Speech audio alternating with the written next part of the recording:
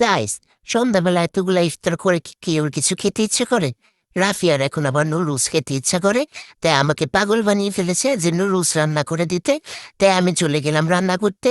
আর এই যে দেখো, কতগুলা নুডলস রান্না করে দিয়েছি, এখন খাবে। ও আবার কিন্তু একা খায়নি, সবাই একটু একটু খেয়েছে। আর নুডলসটা কিন্তু আসলে অনেক মজা হয়েছে। আর রোজার দিনে এই যে এই বাড়ি থেকে বিরিয়ানি পাঠায়, ওই বাড়ি থেকে খিচুড়ি পাঠায়, এই যে নুডলস খাওয়ার পরে আবার বিরিয়ানি পাঠিয়েছে আমার ফুফাতো বোনদের বাসা থেকে।